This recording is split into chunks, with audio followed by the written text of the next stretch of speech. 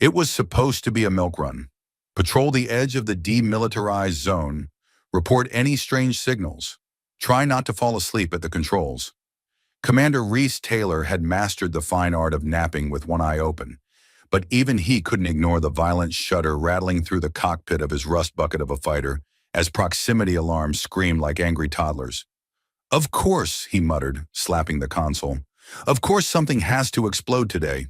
Couldn't wait until after lunch, could you?" Debris fields littered the space ahead, like the aftermath of a bar fight at zero gravity. Hulks of torch vessels spun lazily, their hulls split open like cracked shells, glowing with the dim, ominous light of leaking reactor cores. Reese blinked, adjusted his sensors, and muttered something profoundly unprintable. This wasn't a skirmish. This was a massacre. "Command, this is Taylor. I'm at coordinates Kappa 94, and you're not gonna believe this." Static answered. He tried again. Nothing. Either his comms were jammed, or he was talking to the ghost of a very unhelpful satellite, which wouldn't have been the weirdest thing that week. He throttled down, weaving through the floating wreckage, eyes scanning for anything resembling life. Half of these ships weren't even human, sleek Elenti designs, all curves and light, like someone had built them out of music and arrogance.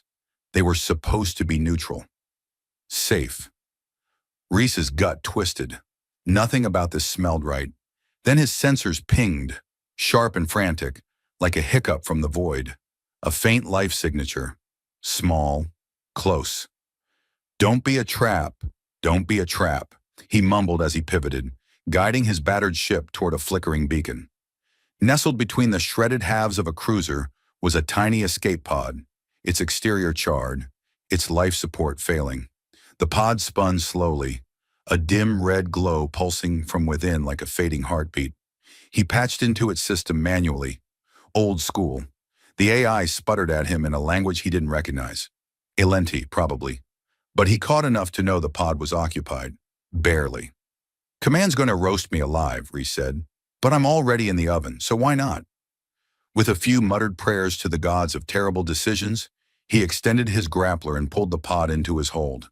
The second it locked in, his ship groaned like it disapproved of being turned into a lifeboat. Reese ignored it.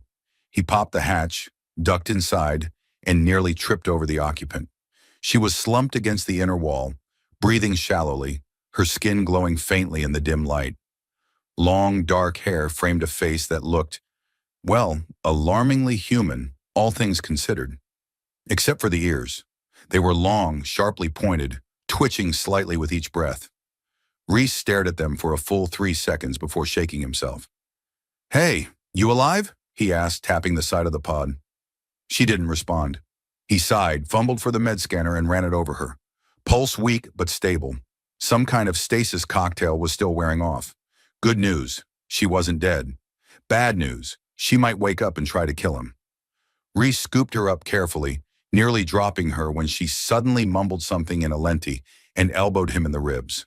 Her eyes fluttered open, sharp and silver, full of confusion and a healthy dose of disdain. "Hi," he said cheerfully. "You're welcome. Also, please don't puke on my boots." She narrowed her eyes at him, then promptly passed out again. "Right, that's fair." He got her into the medbay, if it could be called that, and strapped her in. While the onboard AI stabilized her vitals, he paced the cramped hallway, debating whether this counted as interstellar kidnapping or humanitarian aid. Probably both.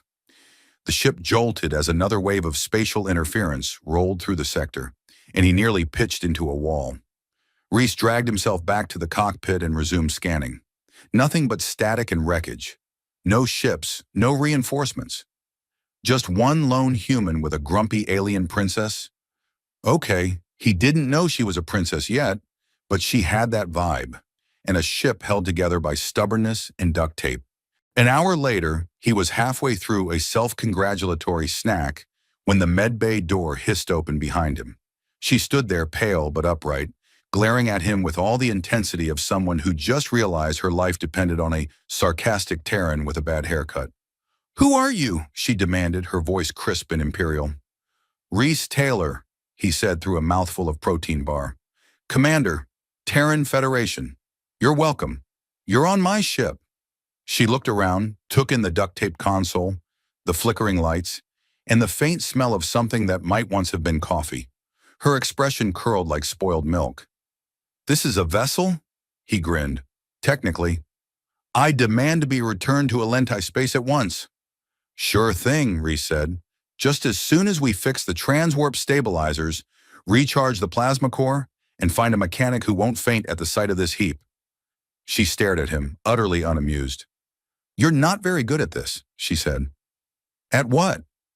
Heroism. He tilted his head. You've got high standards for someone I fished out of a space blender. She opened her mouth to retort, then paused. You didn't search me. Reese raised a brow. I try not to frisk unconscious women. It's a personal rule. I could have been armed. Were you? No, she admitted. But you didn't know that. Guess I like living dangerously. Her ears twitched. It might have been amusement, or rage. Hard to tell with aliens.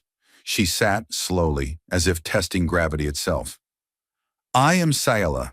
You will address me as... Look, Sayala, Reese cut in, tossing the empty wrapper over his shoulder.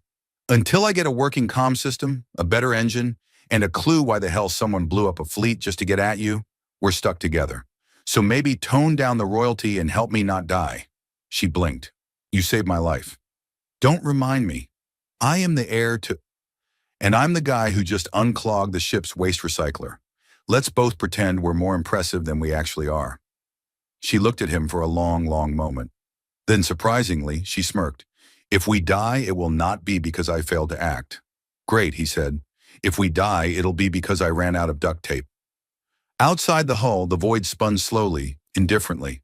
1,000 stars bore silent witness as the smallest of threads began to pull taut. Between a sarcastic pilot with a death wish and an alien woman whose destiny could burn down worlds. Neither of them knew it yet, but the galaxy had just been tilted slightly off balance, and it was watching. Reese woke to the sound of alarms and the distinct sensation of something sharp jabbing into his side. He cracked an eye open and found the alien girl, Sayala, holding a dismantled screwdriver like a dagger and standing over his bunk. That's not how we greet people, he said groggy. Also, that's part of my air filter.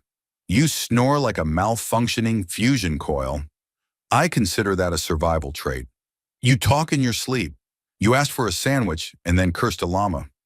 I regret nothing. Sila's expression didn't change, but her ears twitched, something he was starting to think was a tell. She dropped the screwdriver on the floor with a metallic clatter, folded her arms and looked around the small cabin as if she were reviewing an enemy's battlefield map. Where are we? Still floating around the Virilan expanse, hiding from whoever thought blowing up half a diplomatic fleet was a good idea. Good news is, we're not dead. Bad news is, our reactor's running on fumes, and I think the navigation AI has developed passive aggression. A robotic voice buzzed from the wall. I heard that. See? Sayla moved toward the main console, long fingers dancing across the screen. Your interface is primitive. It prefers vintage. Your transponder is active. Was active. I shut it down. I like not being shot. She frowned. Then how are we going to contact my people? We aren't. Not yet. Whoever hit your convoy might have planted a tracking net. Until I'm sure we're not leading them straight to your royal dinner table, we're going dark. Sayla gave him a long look, the kind that usually preceded a formal denunciation or a very sharp object to the throat. But instead of arguing, she nodded once and sat down in the co-pilot's chair. I require access to your systems. Reese blinked. You just tried to stab me with my own air filter. You snore, you deserved it. Hard to argue with that. They worked in silence, if silence included frequent insults traded under breath and occasional arguments about which side of the ship was more blast-resistant. Reese learned quickly that Sayla had no patience for inefficiency, tolerated no foolishness, and didn't believe in seatbelts. She also had an alarming talent for bypassing encrypted systems and rewiring components with stolen hairpins. He found her equal parts terrifying and weirdly impressive. At one point, while repairing a fried relay under the main console, Reese emerged with singed eyebrows and said, "So, you're a princess." She didn't look up. Yes. Do you have, like, tiaras? Or is it all ceremonial scepters and death oaths? My people do not use tiaras. Shame. You've got the cheekbones for it. She paused, then very softly. What is a llama? Long story. They managed to get a partial boost to the comm system by rerouting power from the gravity regulators. This meant the artificial gravity now hiccuped every 15 minutes, flinging loose items gently into the air before slapping them back down. Reese had been hit in the face with a spoon twice before he gave up trying to secure anything. When he finally got a weak signal through, he didn't ping human command. He pinged an old contact from the Black Channels, Kyron Scrap Vox, an ex-mechanic who owed him 3 favors and a kidney. Literally. They met in a forgotten orbit around a dead moon, where Scrap had parked his scavenger barge among a cloud of broken satellites. The docking process was, predictably, a nightmare. Don't touch anything, Reese warned as he led Saela through the humming corridors of the barge. Why? Because Scrap once built a blender that exploded if it heard the word moist. He's not well. I do not intend to discuss culinary textures. You're gonna do great. Scrap looked like someone had stitched together a dozen retired droids and given them a beard. He was half metal, half caffeine, and greeted Reese with a tackle hug that nearly knocked them both over. You brought company, Scrap said, eyeing Sayla with open suspicion. She's royalty. Try not to say anything treasonous. Sayla inclined her head regally. Do you possess a functioning communications relay? Scrap blinked. Is she serious? She's always serious. Is she also armed? Probably. Cool. Reese explained the situation in broad, non-incriminating terms. Scrap's response was to whistle, very low. You got yourself tangled in Alenti politics, Reese. That's like swimming in antimatter with your boots on. I didn't mean to rescue a political firecracker. It just happened. Yeah, things just happen to you a lot. Scrap agreed to patch their systems and enhance the ship's sensor suite. While he worked, Sayela busied herself analyzing transmission logs and picking apart encrypted broadcasts like someone peeling fruit. By the end of the day, she had uncovered a shadow signal hidden in the debris field. Someone had been broadcasting before the attack, masking themselves as a neutral courier, but carrying a fingerprint she recognized. Reese hovered over her shoulder as she reconstructed the signal's origin. You sure about this? Yes. You know what this means? Someone within the sovereignty betrayed us. Reese rubbed his face. Great. Interstellar civil war. That's what my week needed. Later in the galley, which doubled as an engine coolant overflow containment zone, Reese found her sipping something that was supposed to be tea but smelled like expired paint. She looked exhausted, her posture perfect, her expression unreadable. He slid into the seat across from her. You okay? No. Want to talk about it? No. Want to hear me complain about how Scrap installed the new fusion manifold backwards? Yes. He launched into a dramatic retelling of the manifold incident, complete with impersonations and exaggerated gestures. Sayla didn't smile, but her ears twitched. They left Scrap's barge with a half-fixed ship, a data trail, and the creeping realization that the attack hadn't been a random strike. Sayla's enemies were organized, and they weren't just after her. They wanted control of the throne, and they were willing to destroy anyone who got in their way. Back on the ship, Reese collapsed into his seat. Still think I'm a terrible hero? Sayla didn't answer right away. Then very quietly, you are a fool. But she didn't look at him. You are my fool now. He grinned. I'll add that to my resume. Outside, stars whispered secrets to the dark. The ship shuddered once, settled, and slipped into warp. Somewhere ahead, destiny waited with a loaded blaster and a terrible sense of timing. Sayla stood in the middle of the bridge, fingers laced behind her back, her eyes fixed on the spiraling chaos blooming across the holographic map. Red clusters pulsed at the edges, hostile fleets, blockades, sensor disruptions, coded transmissions bearing the signatures of those who had once bowed to her house. Now they were hunting her like a wild thing in the dark. Reese perched at the navigation console with a mug of something vaguely caffeinated and thoroughly flammable, let out a long, low whistle. You weren't kidding, he muttered. That's a coup and a half. I was not exaggerating. I kind of missed the part where I didn't know anything and you were just a mysterious woman I pulled out of space wreckage. You mean before I informed you that your actions had geopolitical consequences for 12 planetary systems? Exactly. Those were simpler times. I had snacks then. Sayela ignored him, adjusting the signal amplifier Scrap had hardwired into the ship's core. The traitorous beacon they had tracked pulsed again, broadcasting from the outer rings of Tyrannus Phi, a decommissioned orbital station now swarming with mercenary ships and cloaked satellites.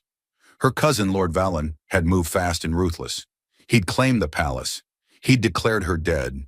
He'd announced intentions to modernize the monarchy, which in practical terms meant a lot more executions and a lot fewer policies. And you're sure, Reese said, sipping his disaster drink, that flying straight into a nest of pirates and assassins is the best idea? It is the only idea. Right, just checking.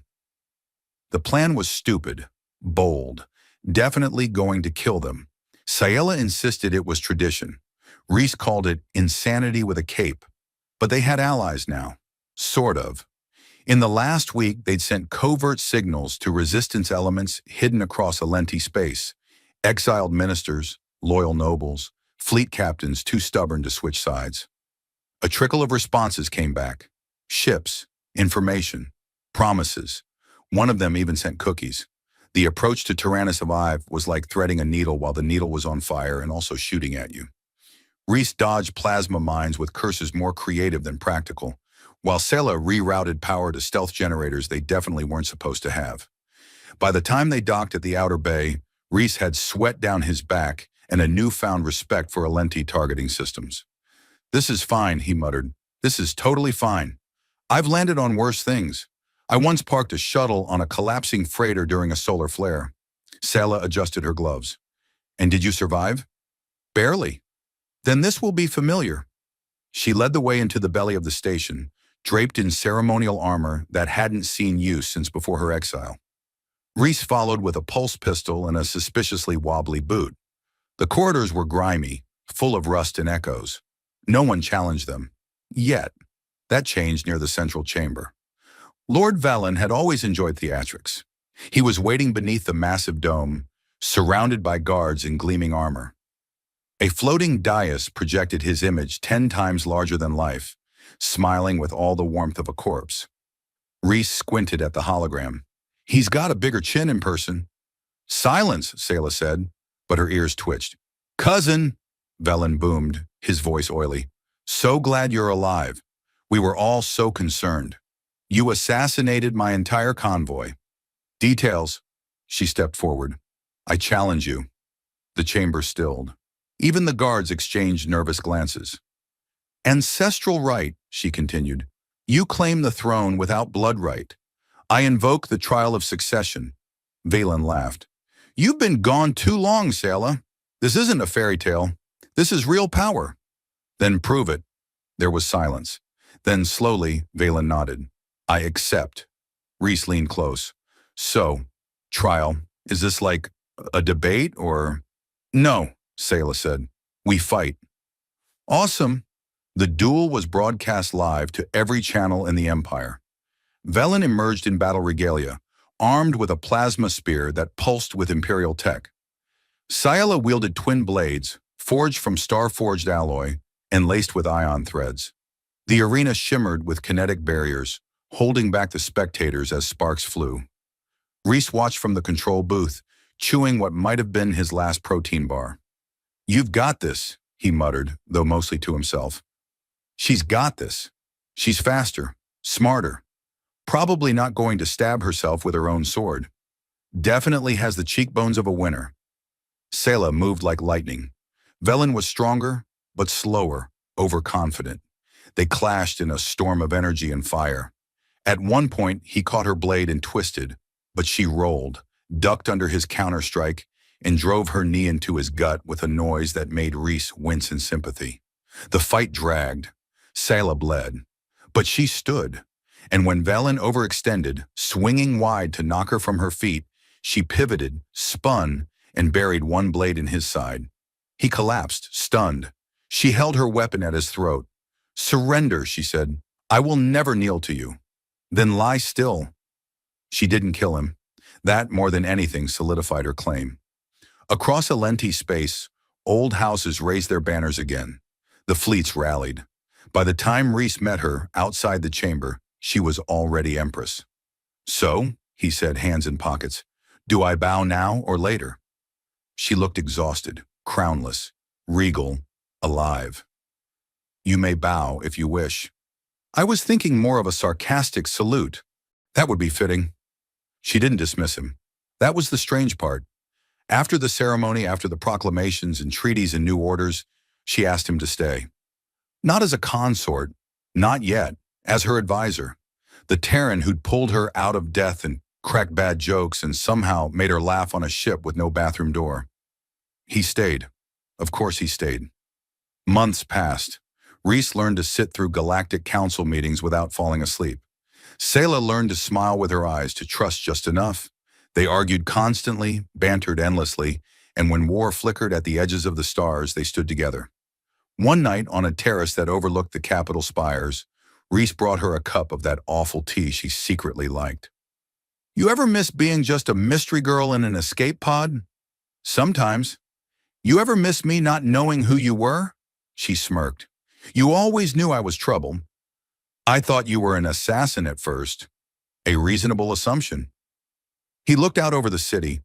Lights danced below. Ships drifted above. Peace, for now, held. "You changed everything," he said. "So did you. Think we'll survive the next crisis?" "Unlikely." He grinned. "Good. Wouldn't want it to be boring."